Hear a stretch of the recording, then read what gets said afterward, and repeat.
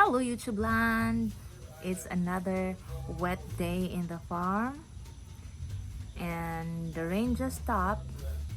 I just finished feeding, like giving my goats their last feed for the day. Oh my god, it's a hard day for goats when it's a rainy day like this. And William is just feeding the animals, the birds and the pigs, and we'll be with the carolers very soon. Yesterday morning and today early in the morning, the kids already here, but I told them, William, they don't understand William, or they don't understand English in any way. So I told them just to come back at nighttime when we're not doing anything anymore. And it was raining. I cannot, like, if I'm a parent, I would not support any kid to go on caroling when it's a rainy day, right? So I told them to just come back after 5 o'clock or like close to nighttime, and then we'll be ready to accommodate them and give them goodies for today. Yeah, it's crazy. Like yesterday that was 2 groups and today was 1 group. They walk a long way from the center of our barangay to come here for that caroling thing, and they also ask for lanzones, and not that I don't want to give them, but I'm just aware that Papa book or like put it in a contract. There's already buyer for that, and I don't wanna how you call I don't wanna ruin his agreement with these fruit people, with these pickers. So yeah, I just couldn't give them, even if we want to give some. You know, and it's not ripe yet. Like I've checked earlier when I was getting goat food, they're still green, although from afar it looks like clear yellow, like, you know, for the indexing of ripeness it's index 5 from afar, but when you look closely they are still green, like it's still index 4 actually. So I cannot, and the variety also is Doko Lanzones, which is kind of bitter if not properly ripened, or like if it's not in the right maturity to be eaten. So I just like did not give them even a single fruit. I can give them mulberries. There's so many right now.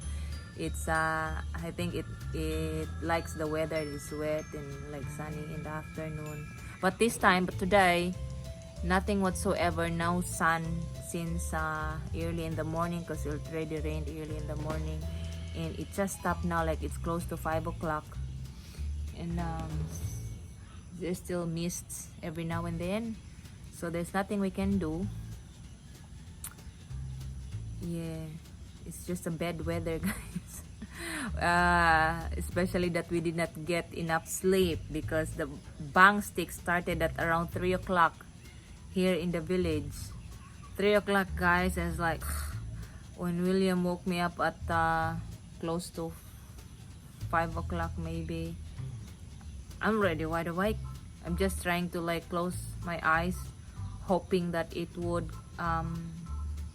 stop, and I can easily get back to sleep if it would have stopped like around 4 o'clock, 5 o'clock, but it did not. Like they stopped at 6, past 6 already. So well, like my sleep is like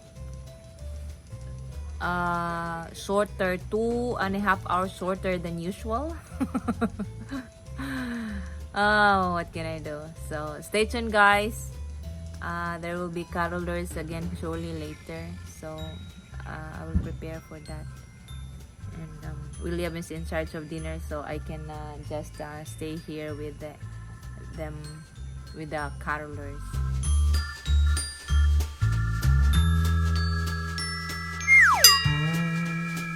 Time check, it's 5:48, and still no kids came, no carolers came in the farm.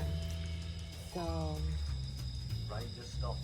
maybe the rain just stopped them from walking in the muddy, super muddy street. It's so muddy at the moment, guys. Like even this pathway going to I's house is so muddy. And the front of our gate, even if William have like put some gravel there, like, you know, the main street is really still so wet, and it's kind of cold for the kids here because it's like normally like 27 and up in 27 degrees Celsius or higher than that here in our area, but now it's like 24 or even lower than that. So maybe it's a bad weather for kids, but who knows, later fireflies are showing up, kids are not. So there's William. Instead of a gate session, it's a porch session waiting for the kids. So we just because our dinner is chicken and it's kind of an easy cook, just put in the oven and done in an hour. So stay tuned, guys. Let's just see what's gonna happen. Like after 6 o'clock, maybe kids will come.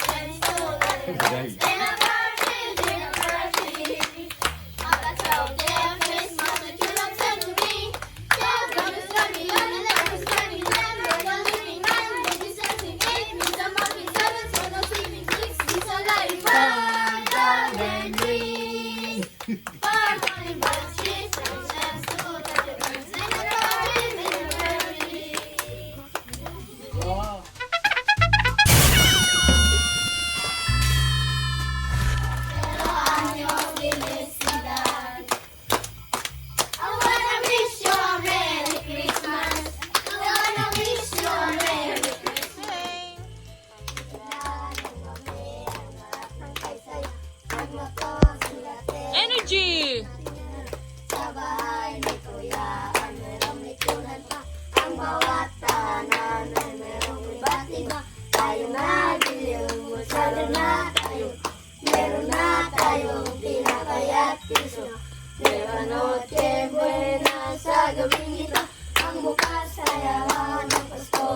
Yeah!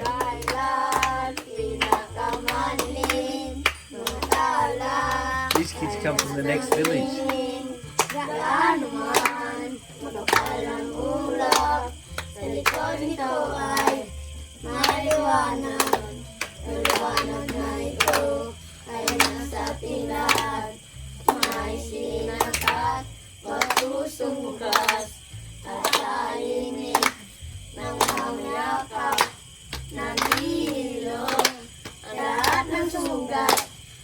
This is my version, isn't it?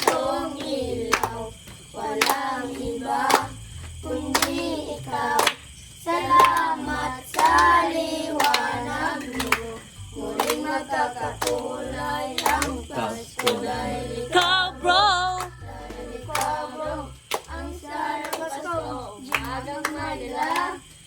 Bagong pag-asa, tibok ng puso, ng bawat tinga, islat ng bituin, lamig ng hangin, sabot sa panalangin, kahit di magtitinig, ang Pasko ay paalala, bawat salita papala. Where are your legs?